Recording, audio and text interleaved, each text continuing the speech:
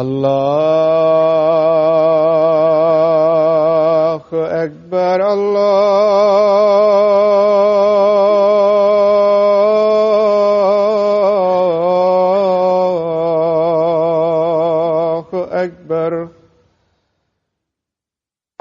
الله أكبر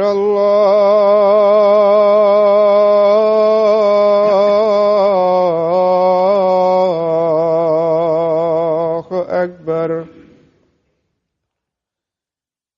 أشهد أن لا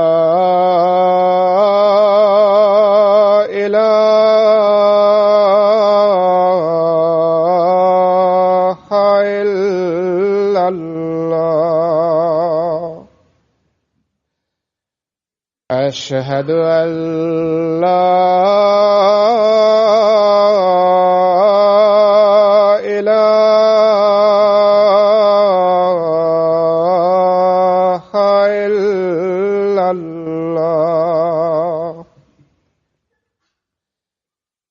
أشهد أن محمدًا رسول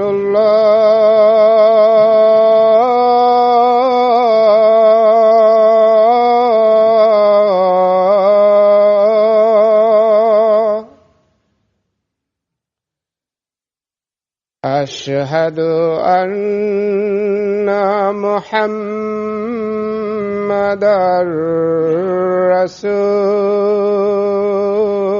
رسول الله حي على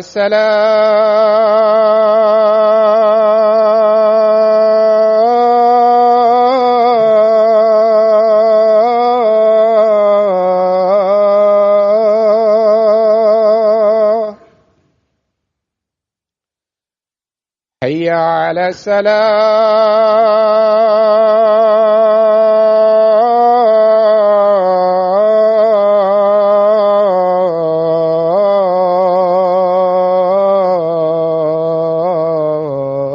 السلام حي على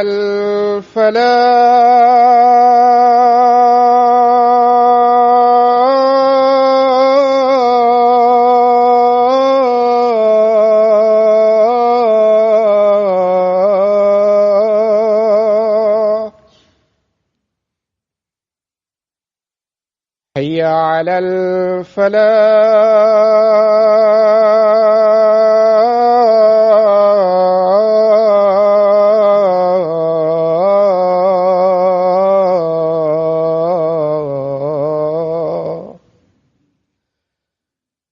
الله أكبر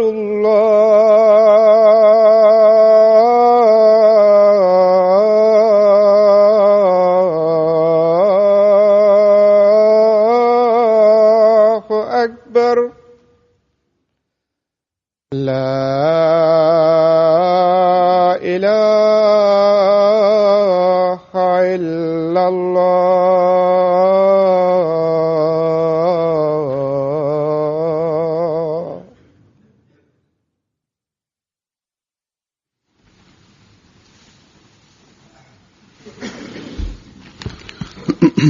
السلام عليكم ورحمة الله.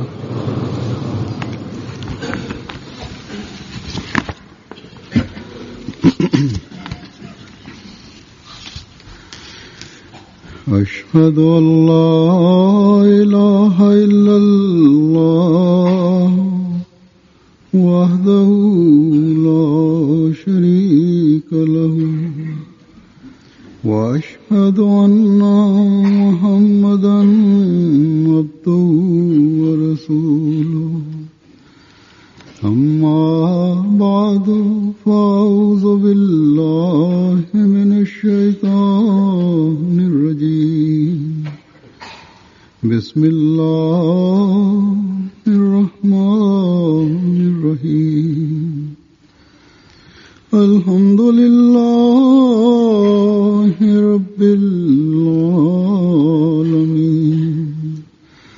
الرحمن الرحيم مالك يوم الدين إياك نعبد وإياك نستعين اهدنا الصراط المستقيم صراط الذين أنعمت عليهم غير المغضوب عليهم ولا الضالين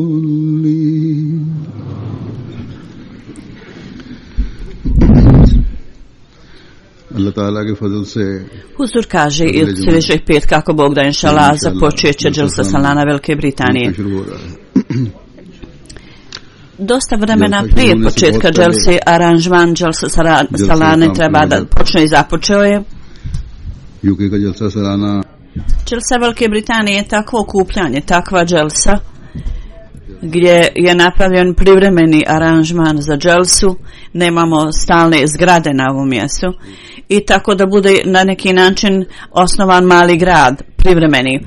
U Pakistanu dželsa se također tamo održavala i aranžman za kuhanje hrane, za kuhnju bio je stalan aranžman tamo, znači bila je stalna kuhnja, nije bilo samo privremeno neko mjesto i slično tome smještaj je također postao stalan, napravljeno da bude stalni. Osim toga, međutim, kad su škole i koleđi, kad je džemat posjedovao, ovo je bio pod kontrolom džemata, oni su tamo smještali goste, međutim, kad je vlada to oduzela, onda su napravljene drugi mogućnosti za smještaj gostiju. Međutim, iako premda tamo je dolaze ogroman broj ljudi, tako da mora biti aranžiran, uređen smještaj privremeni za goste. Tako da stanovnici Rabve, oni su primali ogroman broj gosta, u svojim kućama su ih smještali. Njihova hrana je bila obezbijeđena od istih kuhinje džemata, koja je bila na nekom drugom mjestu. U svakom slučaju, neki stalni aranžmani za dželsu u Rabbi su bili tu i poslije dugog iskustva, osim strukture stalnog sistema, stanovnici Rabbe, oni su također postali vrlo iskusni u pravljenju aranžmana i napravili su tako da ovi dani za Rabba, na stanovnike i radi duha džemata da ponovo to bude dio njihovog života, da se tamo ponovo počne održavati dželsa. Iako su u Kadijanu bili neki stalni aranžmani i privremeni, sada u šatoru za dželsu, taj šator za praćenje dželsi programa je mjesto koje treba najviše aranžmana. Nema sumnje za kuhinju, moraju se zaposliti i na Ahmedi i na muslimani za kuhanje hrane i za pravljenje hljeba. Moraju se iznajmiti ovi ljudi. Međutim, ima stalni aranžman za kuhinju tamo. Slično tamo u Njemačkoj isto tako, nekoliko aranžmana takve prirode ima, zato što tamo oni imaju velike sale, tako da su tamo već određeni aranžmani pripremljeni, oni hljeb kupuju sa pijace, imaju aranžman za kuhanje i oni to uzimaju kao svjež hljeb, međutim ja mislim da on barem jednu sedmicu star. Međutim, ljudi iz Njemačke oni su vrlo brzi da mi pošalju poruku i oni će poslati poruku do večeras da je hljeb prišak. Slično tome aranžmani u drugim džematima su takvi. Međutim, u pogledu dželsa UK, zato što je hilafet u ovoj zemlji, sjedišta halife u ovoj zemlji, ovo je postala internacionalna dželsa. Do zadnje godine od A do Z svi aranžmani su morali biti privremeni. Dakle, sve se to mora ukloniti poslije dželse. Prvo, prije nekoliko godina kad se dželsa održavala još u Islamabadu, tamo je bio stalni aranžman za kuhanje hrane. Slično tome, hljeb je također do neke mjere tamo pravljen na mjesto za pravljenje hljeba. I to je služilo kao dobar aranžman. Međutim, u Hadikatul Mehdi, od kad je dželsa tamo premještena, zadnjih 2-3 godine, hrana je bila, pravili smo hranu u privremenoj kuhinji, je dovoziti hranu iz Islamabada, sudstvo je pokazao da je vrlo teško, ima mnogih teškoća u tom. Oni su pripremili hljeb u Islamabadu i nešto je bilo kupovano za pijaci, u prodavnici. Međutim, jako je mnogo neudobnosti bilo, neugodnosti to izazivalo i zbog toga ovdje mi smo sa kancelom učinjeni su napori da od kancela tražimo dozvolu da nam se dozvoli da u Hadikatul Mehdi, tam mjesto gdje se održava dželsa, da bude stalni aranžman, da nam daju dozvolu. Tako da privremena kuhinja koja je bila do sada služila i tamo napravljena u nekim pogledima može biti opasno. U svakom slučaju opština je ove godine bile su naklonjeni i dali su nam odobrenje da napravimo stalnu kuhinju. Tako da imamo tamo ostavu i jednu šupu, tako da jedna šupa fino bila renovirana izvana iznutra, tako da je stalna kuhnja za svrhu dželse napravljena, koja će, ako Bog da inšala, u skladu s potrebama zadovoljavati ove potrebe. Ja se nadam da će tamo hljeb biti pripremljen za zadovoljavajući način. Međutim, zapravo bilo je pitanje prvo pripremanja hljeba. Kad me ja postavilo pitanje, Mir Sabi i drugi mislili su da kaže kupovat ćemo hljeb iz prodavnica ili iz Islamabada. Ja sam rekao ne, stavite ovdje novu mašinu. Međutim, zbog troškova oni su imali neku rezervisanu prema to. Međutim, u svakom slučaju kad sam ja rekao mi vam možemo dati zajam od centra da postavite novu mašinu, tako da su oni potrošili nešto para na to i Allahovom milošću iz Lebanona smo uvezli mašinu za pravljenje ovog roti hljeba. Jedna iz Pakistana, vrlo predana osoba, otišao je u Lebanon i on je kupio ovu mašinu, tako da je tamo, on sada posvećuje jako puno vremena da to postavi, da on ima iskustvo postavi istu mašinu u Rabi. Tako da je ovaj posao također bio obavljen vrlo lijepo. Sada što se tiče kuhinje, Hadikatul Mehdi, aranžman za dželsu je već tamo i u tom aranžmanu, Allahovom milošću, ovaj aranžman je sada tamo da će hljeb tamo biti pravljen i također za kuhanje ostatka hrane napravljen aranžman tamo. U svakom slučaju mi smo jako zahvalni lokalnoj opštini da ih Allah nagradi, koji su nam dali odobrenje za ovo. Međutim, još uvijek jedinstvenost ove dželse je tu, međutim što se upoređuju s drugim dželsama na drugim mjestima moraju se napraviti mnoga privremeni aranžmani da se smjesti oko 30.000 učesnika na privremenoj osnovi, pogotovo ako je kiša, ako pada kiša, onda smještaj i prolazi, to bude vrlo komplikovano u tom pogledu. Na prolazima, na stazama kuda se ide, oni postavi se metalne staze, međutim za smještaj postavi se šatori ili manji onako grupni šatori, tako da postoje određeni problemi u pogledu služenja hrane. I ti su problemi još prisutni, međutim ako Bog našla vrijeme će doći kad će svi problemi biti prevaziđeni i nije izvan očekivanja da će ovi privremeni ovaj grad postati stalni grad džemata Ahmedija. Kao što sam rekao, aranžmani su privremene prirode s ciljem da se osnuje mali jedan kao grad. Jako mnogo aranžmana za ovaj privremeni aranžman je potreban jako mnogo posla.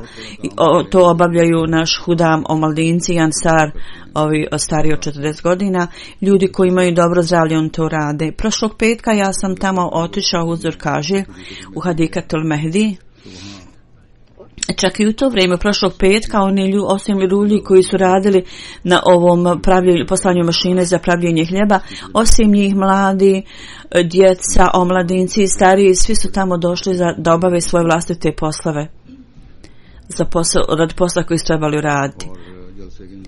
I aranžman dželse, znači 2-3 sedmice počinje i oni žele da to završi na najbolji način. Ja ovdje želim da objasnim da je posao ugrađivanja ove džamije, ovo nije obavila strana kompanija, zapravo je sav posao obavljen od strane naših volontera, inženjera i tehničara. I drugi radnici su također radili svi zajedno, da Allah nagradi sve njih. Standardi u ovoj zemlji su takvi da s ciljem da to ispunimo neophodno je da ih ispunimo i nije kao u Indiji i Pakistanu da vi u svakom slučaju ljudi prave posao i rade što će da rade, nema provjere i sve je privremeno, žice vise tamo i tamo, jako je mnogo drugih stvari na svakoj tački. Međutim, ovdje postoji sistem provjere i od vladine odjeljenja dolaze i oni opažaju i vide i oni daju potvrdu i uvjerenja i onda možemo poduzeti sljedeći korak. Tako, Allahovom milošću, kuhinja i uređaj za pravljenje hljeba, svi ti zahtjevi su u skladu s njihovim standardima, to je ispunjeno i dato nam je odobrenje. U svakom slučaju, moja svrha, zato što sam ovo spomenuo, je da zbog privremenog ovdje aranžmana u poređenju s drugim mjestima, oni moraju ovdje ljudi uložiti više napora. I Allahovom milošću, Ahmedi i volonteri, oni rade s velikom predanošću i revnošću. Njihov duh u pogledu vremena koji trebaju posvetiti dadnu džematu to je jedna oznaka, posebna oznaka Ahmedi muslimana. Ahmedi muslimani nude svoje žrtve, žrtvuju se inženjeri, također oni rade doktori i također druga odjeljenja su to, oni svi rade i da posvećuju svoje vrijeme. I osim potrebe za dželsu, zapravo cijelom godinom njihov posao se nastavlja i traje. Ovo je jedna istaknuta odlika džemata, da je volonterski rad je obilan, velika količina volonterskog rada je obavljena dobrovoljnog rada. To je kao rezultat obuke tokom mnogo godina, tako da služe goste Dželsa Salane. Ahmedi ovo uzimaju vrlo ozbiljno i kao čast. Muškarci, žene, mladi, stari u toku dželse sa duhom žrtvovanja i služenja, oni su zadovoljni s tim da služe, obavljaju sve službe koje su im date i s ciljem da to ispune. Oni rade vrlo predano i učestvuju u tome i trebaju tako raditi. Zato što gosti Dželsa Salane su zapravo gosti obećanog Mesija alejhi selama. U drugim riječima, ovo gostoprimstvo je dobar moral i isto tako ovo je vjera. Ja mogu ovdje spomenuti da je Hazreti Mesih Maud alejhi selam, kakav bi bio standard njegovog gostoprimstva. Tako da naši standardi također uvijek stalno se nastavljaju uvećavati i budu bolji i bolji. Jednog dana on nije bio dobro, obećanog Mesija alejhi selam, i odmarao se, jedan gost je došao i poslana mu je poruka da je gost stigao, on je izašao napolje, obećanog Mesija izašao napolje i rekao je: mislio sam da je pravo gosta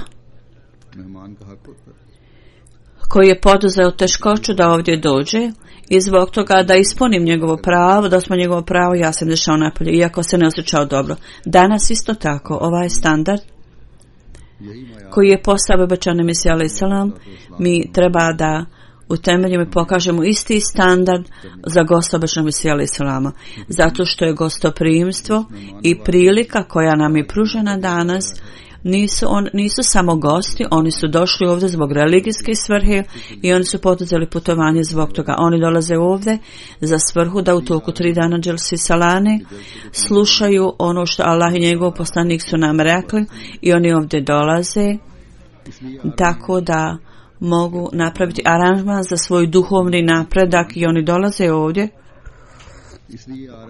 tako da uzajamna ljubav, naklonost i bratstvo i atmosfera ljubavi budu stvoreni. Jako je mnogo takvih gosta koji prolaze kroz jako mnogo teškoća da bi došli ovdje. Neki su takvi, oni koji su prilično utjecajni i bogati u svojim kućama i imaju bogatstvo. Međutim, oni dolaze ovdje i što se tiče svjetskih nekih udobnosti, oni troše ovdje vrijeme u prilično skučenim okolnostima, međutim oni ipak dolaze ovdje. Ima neki opet s druge strane ljudi koji su jako siromašni i za njih je to veliki pritisak i sa duge razdaljine samo radi dobili blagoslov Dželse oni dolaze ovdje. A Hazreti Mesih Maud alejhi selam oni odgovaraju na njegov poziv dolaskom ovdje s ciljem da sretnu halifu vremena i da slušaju njegove govore. Oni dolaze zbog toga ovdje. Ovo je njihova želja. Sada, iako MTA prenosi, zapravo doveo cijeli svijet Ahmedijata blizu jedan drugom, međutim atmosfera Dželse to je nešto posve drugačije. Zato ne trebamo misliti da sada u ovo vrijeme kakva je teškoća danas, zašto ljudi poduzimaju ove teškoće. Ima nekih su starih ljudi među njima, ovi koji iako su jako bolesni, oni dolaze ovdje i poduzimaju putovanje. Ima nekih, kao što sam rekao, oni napuštaju udobnosti u svojoj kući i radi religije oni poduzimaju putovanje. Oni spavaju u šatoru i više vole ovo jednostavnu hranu. Ovo su gosti, oni pogotovo imaju posebno pravo nad nama. I Allahovom milošću većina ovakvih gostiju, ovi gosti su u većini koji samo ovdje dolaze radi Dželsi, samo radi Dželsi. I sada troškovi putovanja su se jako uvećali, međutim oni troše ovaj novac i nije briga o tome. Ne brinu se o tome. Dakle, ovo poštovanje da pokažemo poštovanje prema ovim gostima je obaveza na nama. I oni zaslužuju poštovanje, vrijedni su poštovanja. Njihova namjera je samo zadovoljstvo uzvišenog Allaha i njegovog vjerovjesnika. Zatim mi smo udali salatu vesselam u jednoj prilici u pogledu gosta savjetovao. Vidite, mnogi ljudi dolaze kao gosti, neki od njih znate, a neki ne znate. Zbog toga je prikladno da svi oni trebaju biti smatrani da im vrijedni poštovanja i da im se ukaže čast. I rekao je, ja imam u vas vjeru da ćete obezbijediti udobnost gostima i služiti ih obilato. Tako da onaj koji je gost običanog Mesija alejhi selama i onaj koji je došao radi vjerske svrhe, čija je namjera samo da stekne Allahovo zadovoljstvo, onda sa velikom pažnjom mi trebamo ispuniti dobru vjeru koju obično se ima u nas i voditi brigu o toj njegovoj vjeri koju ima u nas. I za svaki gost njihov duh trebamo za svakog gosta pokazati, imati u srcu želju i revnost da ih služimo i ljubav. I ovo uvijek treba biti u našim srcima. Da gost ima pravo. Gdje god je dužnost neka nam data, mi treba da nastojimo da ispunimo njihovo pravo i dužnost svoju. I ovaj duh treba da dijeli svi radnici, tako da mogu ispuniti standard i doći do standarda da dobro dojma obećanog Mesija alejhi selam i da kaže ovom Allahovom Mesija, ovi najveći zaljubljeni časnog poslanika, svaki savjet koji se nam dao, mi ćemo danas, ako Bog da, postupati u skladu s tim. I mi ćemo danas postupati po tome. Ovo je ono što se očekuje od Ahmedi muslimana. Poslije ovog dugog putovanja, poslije više od 1 stoljeća, Mi nismo postali nemarni o dobroj vjeri koju si ti u nas uložio i ovi svi mladi ljudi, stari, za sve njih s ciljem da ispunite svoje dužnosti koliko god je moguće, do koje god mogućnosti možete, oni to rade radit će i rade. I ovo mišljenje i ovaj pogled i ova briga mi ćemo uvijek imati na umu. I postoji potreba da to imamo na umu. I imajući to na umu, mi ćemo raditi svoj posao i voditi brigu. Njegova želja je bila da nijedan gost ne smije biti stavljen u neku neudobnost ili uznemirenost. I koliko god je moguće, ja mislim treba da im se obezbedi udobnost. Srce gosta je kao staklo. Iako postoji neka iznenadna šteta bude oštećeno. Dakle, ovo ne treba samo biti riječima predanost, nego na praktičan način. Da mi to pokažemo na praktičan način. U raznim zemljama svijeta dželsa se održava, ovo skupovi se održavaju, ali ovdje pogotovo iz raznih zemalja ljudi dolaze. Ljudi dolaze koji pripadaju raznim nacijama i svaka nacija i svaki sloj ljudi, njihov standard je drugačiji. Njihov nivo strpljenja je drugačiji. Njihov način govora je drugačiji. I izraz njihovih osjećanja je drugačiji. I njihova očekivanja od nas su također drugačija. I njihovi prioriteti su također drugačiji. Zbog toga za svakog od nas sa velikom mudrošću treba da postupamo sa svim gostima. Za ovo je Hazreti Mesih Maud alejhi selam dao nam ovaj mudri savjet, Mesihovi treba da imamo na um. Treba da budemo uvijek to ispred. Ako bude tako, onda ćemo sve stvari riješiti ispravno. Da je srce gosta je kao kristal. I ako ima neki iznenadni dodiri ili udar, ono će slomiti se. Treba da uvijek imamo na umu ovaj savjet, tako da će ovi mali problemi koji budu stvoreni i situacije koje se budu pojavile bit će uklonjen i neće biti prostor za kakve pregovore, osim za nekoga koji je jednostavno naklonjen da stvara nered. U tom slučaju ponekad treba da budemo vrlo čvrsti i da poduzmemo neke korake. Prošle godine je bio jedan događaj u toku večere na ženskoj strani. Jedna gospođa koja je došla sa daleka bila je vrlo razočarana, ljuta iz nekog razloga, bilo da je to bila greška na strane određenog radnika ili ne. Mi treba da to prihvatimo i samo onda možemo napraviti popravak umjesto da se daju razne vrste objašnjenja.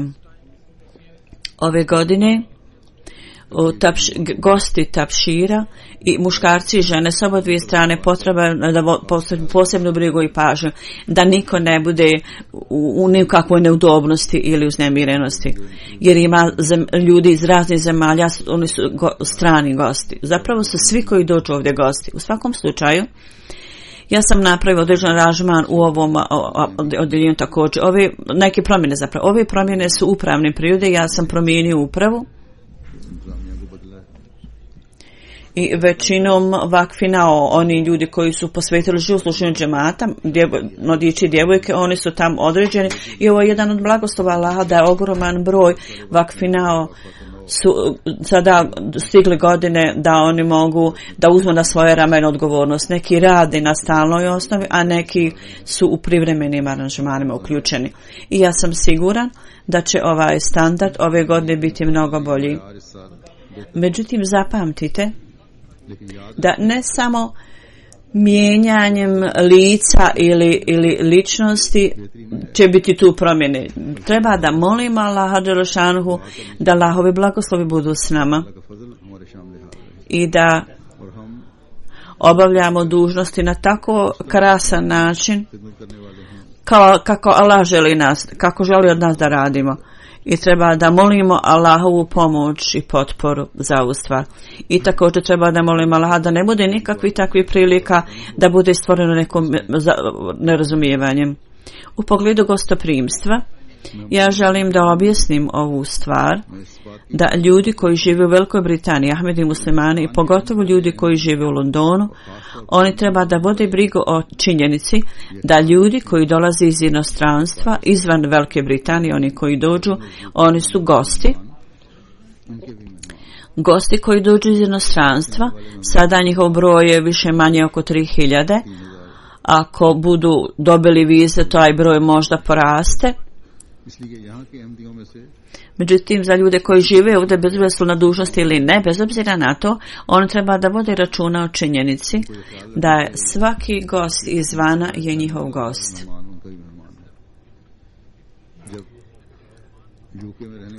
I gosti iz Velike Britanije će biti gosti jer oni nemaju dužnosti, tako da ovi gosti kad su u dodiru sa gostima iz drugih zemalja treba da uzmu u obzir da svaki Ahmedi musliman u Velikoj Britaniji je domaćin, a svaka osoba koja dođe iz inostranstva je gost.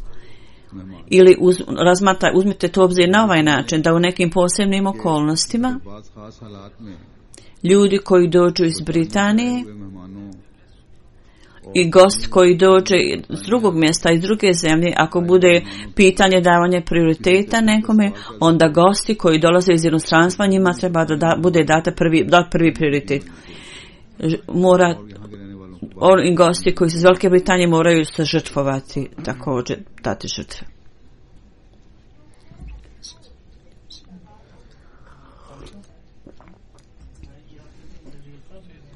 Huzur kaže, uvijek zapamtite da u normalnim okolnostima vi ste gosti, međutim vi ste u određenim slučajima i domaćini.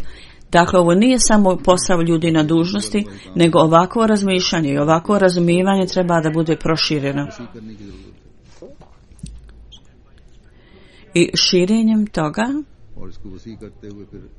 onda ćete biti u stanju da sebe učinite, da budete među ljudima koji daju žrtvu. Ako to bude tu prisutno, onda ćete vidjeti vrlo krasno društvo.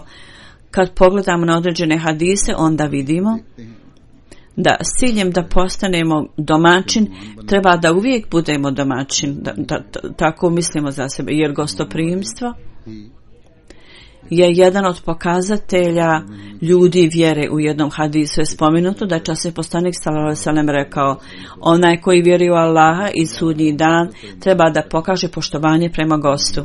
Drugim riječima,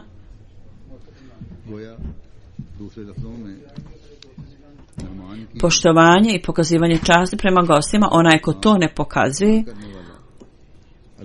on je slabe vjere u Allaha i njegovog poslanika.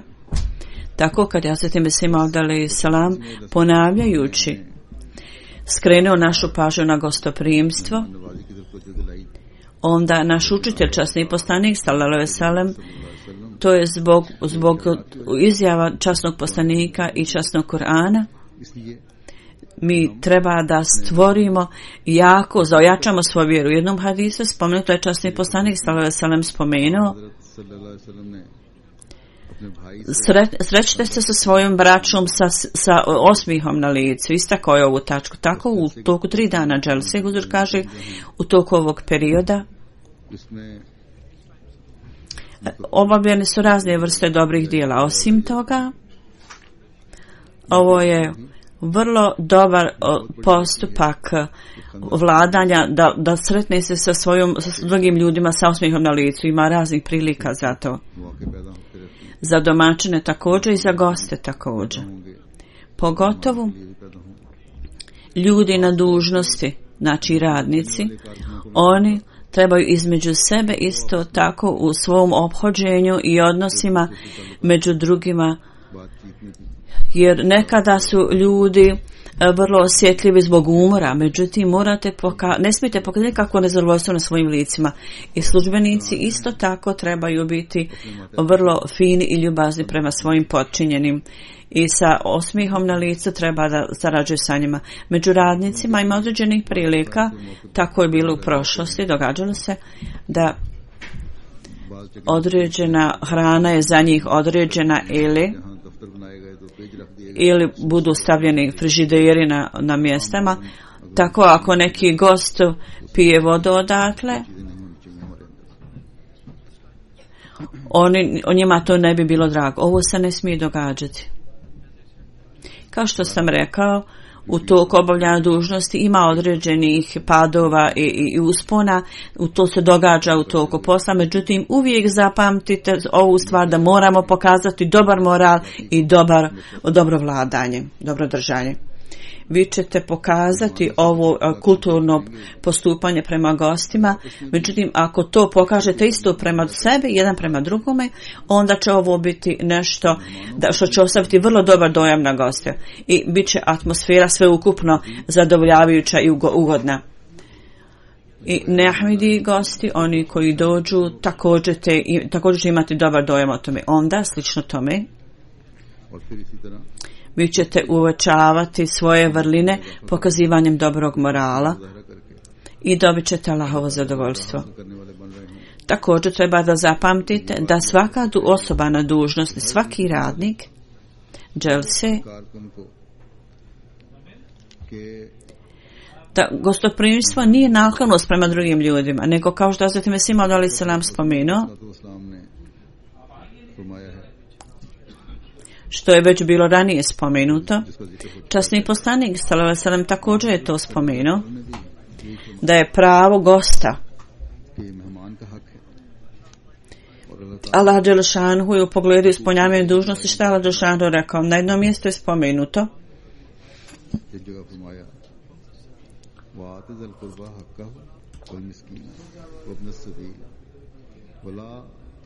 u prevodu kaže ispunite pravo rodbini i onome koji je u nuždi i putniku i nemojte rasipati. 3 vrste ljudi su ovdje spomenuti čija su prava bila spomenuta, međutim pozivajući se na predmet danas ja želim da skrenem vašu pažnju na prava putnika. Nekoliko je vrsta putnika, međutim oni koji dolaze pod savjetom Allah dželešanu, oni poduzimaju pod tim savjetom ovo putovanje, oni su najsretniji putnici. U jednom hadisu kaže da u takvim skupovima gdje se spominju Allah i njegov vjerovjesnik, ljudi koji tamo sjede, nad njima se spuštaju meleki i šalju im poklon mira. U našim skupovima, Allahovom milošću, naše dželse su takvi skupovi. I na ovim skupovima s ciljem da učestvujete, ljudi dolaze s namjerom da učestvuju, njihov položaj je vrlo visok. Oni dolaze za upravo ovu svrhu. I meleki mole Allaha za ove ljude. Dakle, ovi ljudi su vrlo sretni i sretni su ljudi koji služe ovakve putnike i ispunjavaju potpuno pravo njihovog svog gostoprimstva. Ovo pravo njihovo je utemeljeno od Allaha dželešanu. Sigurno ovi ljudi koji to ispunjavaju, ta osoba će dobiti Allahovo zadovoljstvo. Oni koji dobiju Allahovo zadovoljstvo, ko onda može biti više sretan od toga? Dakle, ako se zamislite nad ovom tačkom, onda je ovo prekrasan aranžman. Ovaj prekrasan aranžman dželse da posle jedne vrline budu otvorena vrata druge vrline, jedna za drugim. Kao što sam spomenuo na početku, sa duhom predanosti i služenja, to treba da da razumije svaki radnik tako. Oni služe sa ovim duhom, ali treba da to uvećaju taj duh. I ljudi na dužnosti ne treba da obavljaju dužnost samo zato što je to zahtjev zajednice džemata da samo idemo da pomognemo. Ako predsjednik Ovlenske organizacije kod Amal Ahmedija, on kaže mi treba da obavljamo službu tu i tu, i ako predsjednica Leđine kaže mi ako ona traži da udete u nekoj grupi, vi se tam pridružite samo zbog te. Zapravo svrha stvarna treba da bude da dobijete Allahovo zadovoljstvo. Časni poslanik sallallahu alejhi ve sellem i njegovi ashabi, kako su oni obavljali gostoprimstvo, pokazivali radi Allaha i njegovog vjerovjesnika. Ja ću predstaviti jedan primjer toga. U ovom hadisu, ovaj hadis je takav, mi smo mnogo puta slušali ovaj hadis, međutim svaki put mi uživamo i izvlačimo određene pouke iz toga. Hazret Ebu Hurajra radijallahu anhu kaže da jedan putnik je došao časnom poslaniku sallallahu alejhi ve sellem I časni poslanik je poslao poruku u kuću, svoju kuću, molim vas pošaljite neku hranu za ovog gosta. Odgovor je došao danas, osim vode mi nemamo nikakve hrane u kući. Časni poslanik je onda govorio gostu i pitao je ko će napraviti aranžman za ovog gosta. Jedan ansari je rekao ja ću pripremiti. On je otišao svoj kući i rekao ženi da je časni poslanik sallallahu alejhi ve sellem poslao svog gosta njemu. Međutim, njegova žena rekla mi danas imamo hrane dovoljne samo za djecu, ništa više. Tako da onda ovaj ansar je rekao dobro ti pripremi hranu, zapali lampu i kad dođe vrijeme za hranu ti nekako uspavaj djecu i zapali vatru i lampu, tako da je ona ustala da nešto radi i tako je na taj način ona je to i tako je radila. Oni su sjeli onda sa gostom i pokazali su, ugasili su onda lampu da pravi zvuk kao da i oni jedu. Pretvarali su da i oni jedu. Narednog jutra časni poslanik je rekao ovom ansariju, Allah dželešanu se nasmijao na trikom koji si poigrao sa ovim gostom, njemu se to dopalo, bilo mu je drago. Obavljen je ajet koji u prevodu kaže ljudi koji vode brigu više o drugim ljudima nego o sebi, oni više vole druge ljude, dok su i siromašni i gladni i oni koji su spašeni pohlepe, to su ljudi koji će biti uspješni. Sada možete vidjeti kako je to ogromna žrtva, da su oni uspavali djecu, a nahranili su svoga gosta. Sada Allahovom milošću možda ovako stanje ima u jednom slučaju ili drugom, vrlo rijetko da je baš u ovakvom stanju da su ljudi. Međutim, za goste džemata nikada ovakva vrsta za goste džemata nikad se ovako nešto događa. Gost za koga familija uzrtvuje se, oni su također njihovi gosti, ali oni su Allahovi zapravo gosti i oni su došli po savjetu Allahovom. Utemeljujući pokazujući ovakve primjere, mi zapravo pokazujemo primjere gostoprimstva. Ovi gosti koji su gosti obećanog Mesija alejhi selama, oni sigurno uživaju veliki položaj. Danas oni koji su gosti istinskog sluge od časnog poslanika, sigurno je njima data velika važnost. Zato svaki radnik treba uvijek imati ovu važnost na umu. Međutim, prividno izgleda vrlo nepravedno da su djeca uspavana, gladna. Međutim, takvim postupkom pokazan utemeljen vrlo visok standard žrtvovanja. Cijela familija je postala dio toga, učestvovao u tom. Neki dobrovoljno, neki pod prisilom.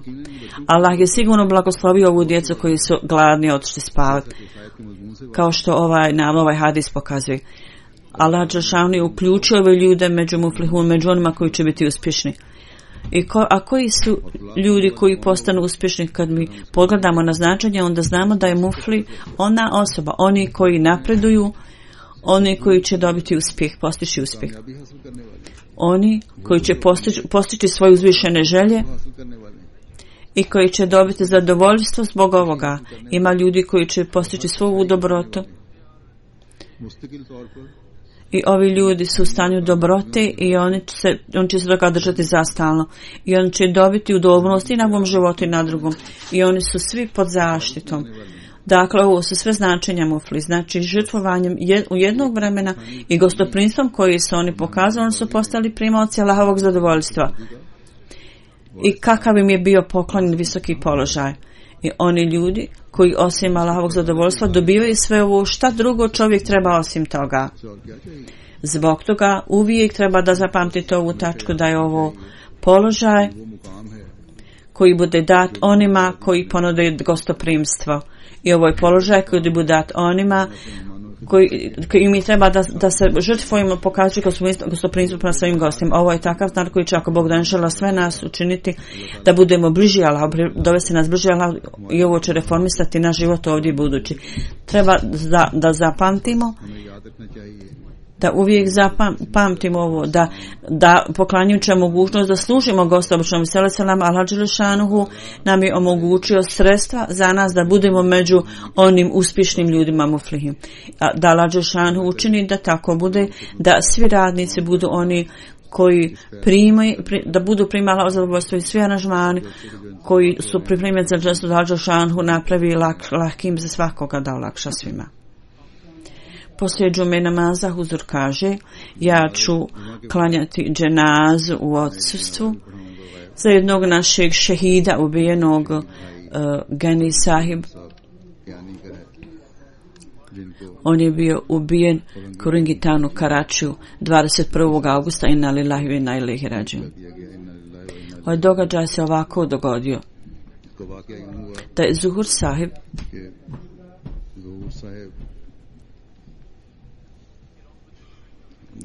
skupa sa svojim prijateljem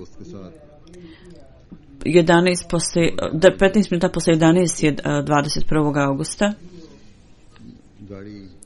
on je išao da se sretne sa nekom osobom koja je dovezala svoje auto i on je izišao da provjeri auto i kad je izišao napolje u to vrijeme Nurul Haq Sahib koji nije Ahmedi, on je također izišao i sva trojica su otišla da vide auto i kao što sam rekao, auto je bilo parkirano malo dalje i kad su provjerili auto, ispitali auto i kad su se vraćali, dvoje ljudi na motociklu su došli, jedan od njih je osuo vatru na Zuhur Sahiba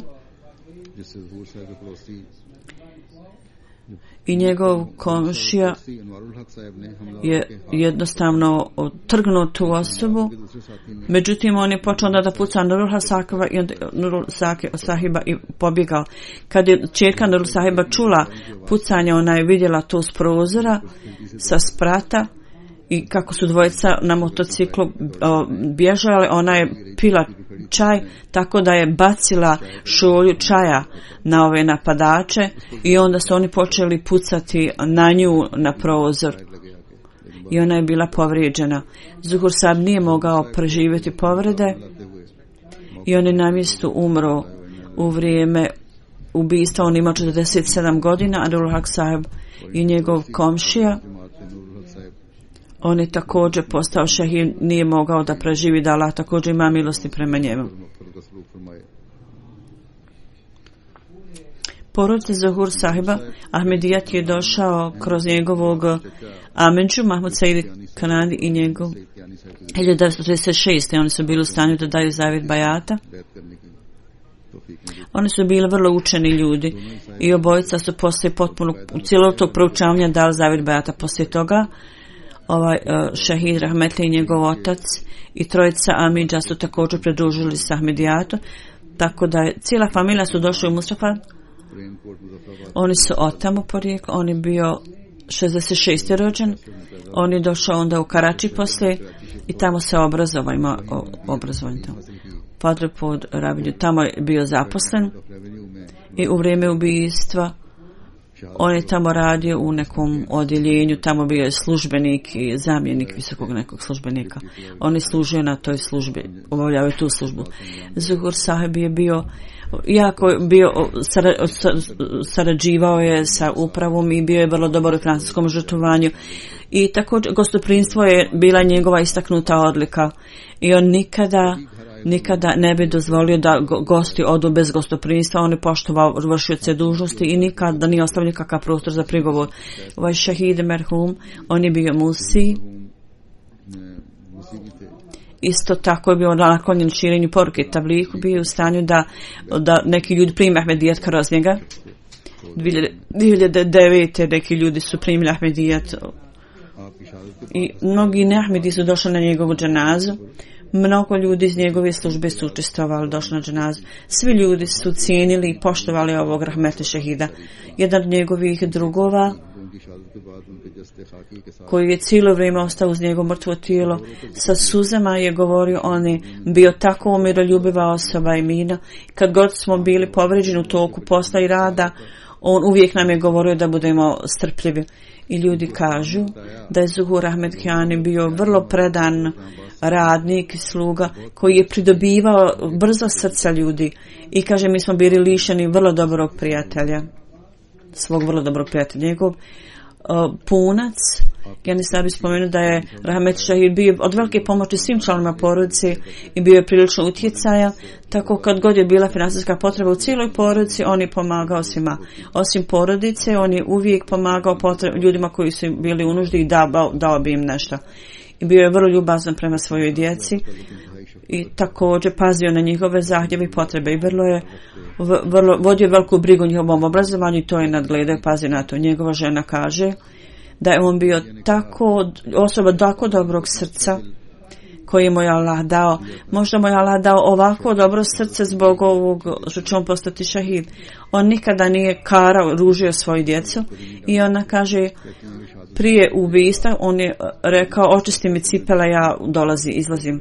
Međutim, poslije ovog događaja, kad je on izišao, prije ovog događaja zapravo on izišao na nas i nasmijao se kao da se oprašta od nas.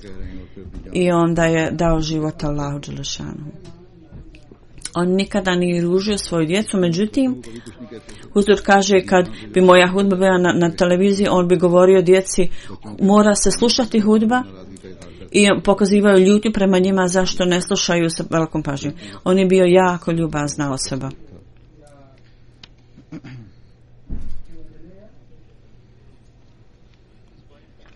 Njegova žena je Tahira Giani, ima 3 sina, 4 kćeri, Imran 20, Kamran 14,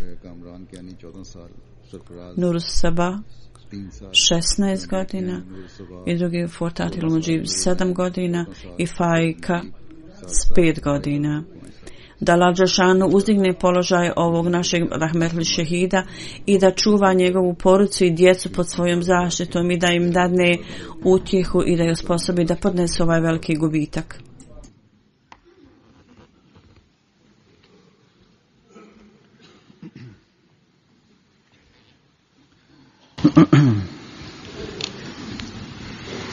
Alhamdulillah nahmaduhu wa nasta'inuhu wa nastaghfiruhu wa nu'minu bihi wa natawakkalu alayhi wa na'udhu billahi min shururi anfusina wa min sayyiati a'malina.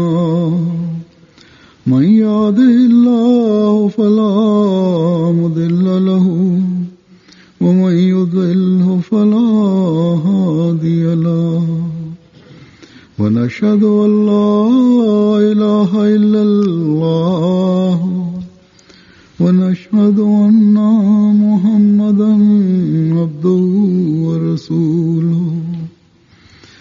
عباد الله رحمكم الله إن الله يأمر بالعدل والإحسان وإيتاء ذي القربى وينهى عن الفحشاء والمنكر والبغي يعظكم لعلكم تذكرون.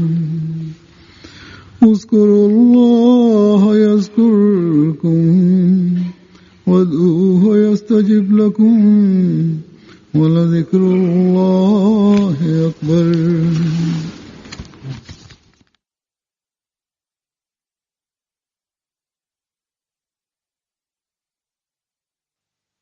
اللهم صل